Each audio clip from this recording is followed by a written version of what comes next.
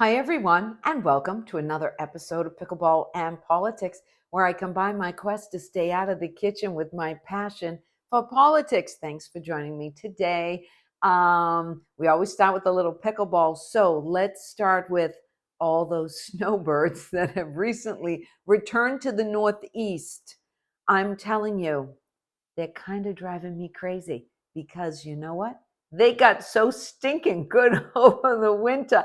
I have a whole group of people I play with who've been at Marco Island, who've been in Naples, who've been to Fort Myers for the last 6 months. And you know what they did every day? Yeah, they played an hour, two, sometimes three of pickleball. They all came back in better shape of their whole entire life. And when all of a sudden you're playing 15 hours of pickleball a week in great weather, they said most of the time, oh, it's just beautiful, 62 degrees, in the middle of February, and it's just gorgeous out. They're playing pickleball and they're getting so stinking good. I'm telling you, there's one couple, they just came back, they just played at the park this week. And I'm so happy to see them. Big hug. So happy to see them. You're back. Did you have a nice winter? Yes, I know it's beautiful in Florida. Yes, I know you've become a resident now. Yes, yes, yes, yes, yes. But I started playing with them 3 years ago. And now they're like superstars. They could be pros on the senior tour. I'm telling you, they've gotten so good. So my question is for my picklers out there, what do you think about all the snowbirds when they return and they've gotten really, really, really good the last 6 months they've been gone? And what about you snowbirds? What do you think of all of us who only played maybe 15 hours the whole winter, when we could sneak away and get somewhere, or we were playing in February because there was no snow, even though it was 40 degrees, we bundled up. What do you think of us? Do you enjoy coming back and showing us your skills that you've developed? And what about, my fellow Northerners who've stayed here all winter? What do you think? I'm happy to see them, but I don't like the idea they all got so good while they were gone. Anyways, all right, this past Memorial Day weekend in 3 different locations around the country, we had big melees. We had a huge melee outside of Boston at Revere Beach. We had another big melee in Hollywood Beach, Florida. And then there was a third one out in San Clemente, California. 3 different areas of the country. Similar but different situations happened. First of all, I'll talk about what happened on Revere Beach outside of Boston in Revere. 3 were shot this past Memorial Day weekend. There has been 1 arrest.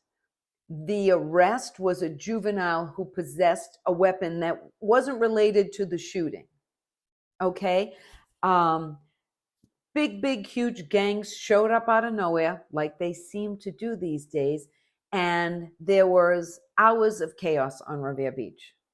Like, again, 3 people shot. Nobody serious. No one died, but that's not the point. In Hollywood, Florida, there were 9 people shot. 9.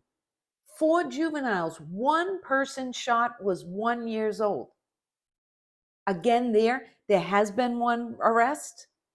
But again, hundreds and hundreds of people involved in this chaos. In San Clemente, it was 3 Marines who were scheduled at Camp Pendleton. From what I read by accounts, one of the Marines asked the group, and that's another thing we're going to get into, the group of kids who had formed to not shoot off fireworks. And as the Marine was walking away, he was attacked from the back. He retaliated. Melee ensued. 2 other Marines were beaten. There were 3 Marines beaten. Again, no arrests. They said 50, 60 kids came out of nowhere and were just pounding on those Marines. No consequences. Barely any arrests. We've had 2 arrests between Revere Beach, Hollywood Beach, and California. Only 2 people have been arrested. There were literally thousands of people involved. in pure chaos, pure anarchy. So, where are the consequences? Who's paying for this? There seems to be no consequences to anybody anymore for doing anything. Nobody's arrested. Nobody's charged. Nobody even has to do community service. Nobody has to go pick up trash on the highway. And let me tell you, let's bring back people picking up trash on the highway, because the highway is a disaster in almost every state I've been to lately. I'm telling you, we need people out picking up trash. That's all I'm going to say. And if it's kids who caused a melee on Saturday night in Revere Beach, I'm all for it. I'll tell you that. So these large groups form, fisticuffs ensue. There's no consequences. And so much of this is being fed by social media. Text goes out, a post on TikTok. Oh, the kids, oh, there's a fight going on down in Revere Beach. Let's run down there. And they all come down. They seem to come out of nowhere. And so social media is definitely feeding this, because without it, you wouldn't be able to reach the amount of people in a short time. Hey, there's a gang brewing, there's a gang brewing, there's a gang brewing. Oh, this one's here, this one's there. Let's fight, let's fight. That's how it's going down. We all know that. Maybe not in the Marine situation in California, but definitely in Florida and in Boston. So much of this is fueled by social media and being able to text back and forth. So, first of all, we know adolescents make very poor choices. We all made poor choices as adolescents, without a doubt. I'm not even sure everybody was an adolescent, because the media insists on calling these groups. No, they're gangs.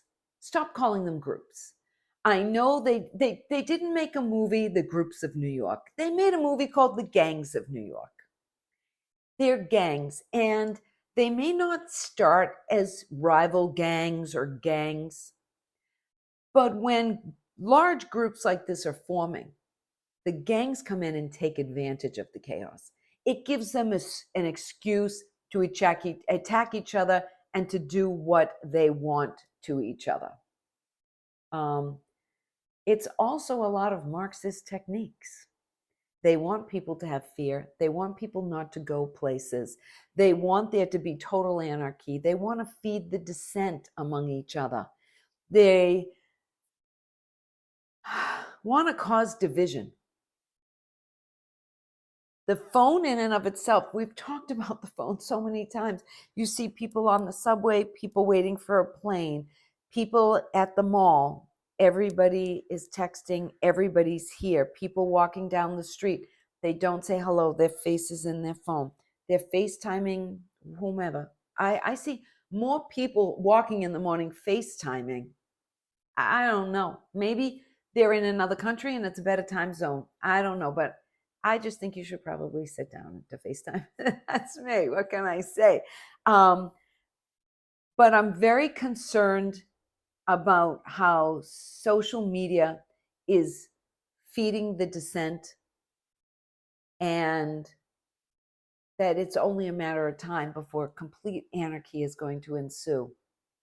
And this is going to get out of control. It's going to get out of hand. And what is the media covering for? Because the media is covering. They don't talk about anything that's going on in Chicago every weekend. They don't talk about how many people were murdered in Chicago. It's just assumed now that there's going to be several murders every single weekend in Chicago. Are they gang related or are they group related? I don't know these questions. These are just things I'm throwing out. I'm asking you, but I know it's a problem. And I know it's a cause for concern, because sure, there have always been fights and melees and all this kind of stuff, but these are kids who were locked up for 2 years. And they seem to have lost a little bit of self-control. And like I said, a lot of people don't have self-control when they're 16, 17 years old. But we have to figure out a way to bring some civility back every single day. Every single day, try to be more civil. Hold the door open. Just do little tiny things. Manners matter. if we all just do one little nice gesture, and not even that we're being anything but just a human being to one another. You know, if your neighbor's barrel went down the street and you saw it and you're driving by, well, pick it up and drag it back to them. You know, it's only 2 or 3 houses. We could all use the exercise. Those kind of things, we need to bring it back. We need to check on our neighbors and make sure they're okay, and all that stuff. We've lost a sense of community, and I can't imagine where this is all going. I really can't. So we end every episode, every podcast with the dink of the day. And the dink of the day is Congress. Oh, yes, it is. I don't care if you're a liberal, if you're conservative, if you're a Republican, you're a Democrat. This debt ceiling thing is bad, bad, bad. Please call your congressman, call your senators. Say, no, you're not into McCarthy. You're not into Biden's deal. It's not good for anyone. And the biggest problem I have with it is those 87,000 IRS agents they want to hire. There aren't, and they say they're only hiring them to catch the billionaires. There aren't enough billionaires in this country that we need 87,000 IRS agents. Those 87,000 IRS agents are being hired to go after the plumber who takes Venmo. Yeah, that's who they're going after, the everyday person. So call your senators, call your congressmen, say no to the debt ceiling. And Congress is my dink of the day. All right, you can reach me on Twitter at Pickle and Paul. You can reach me on Getter and Instagram and Pickleball and Politics. You can go to my webpage, pickleballandpolitics.com, or you can reach me right here on YouTube. Subscribe to my channel. Give me a thumbs up. Let me know what you're thinking. I love all your comments. I get a lot of private ones on my Twitter and my Instagram. So join me over there too and leave me a message. And we have a great, great wine review coming up this week. So I will see you again on Friday. Okay. Thanks for joining me on Pickleball and Politics.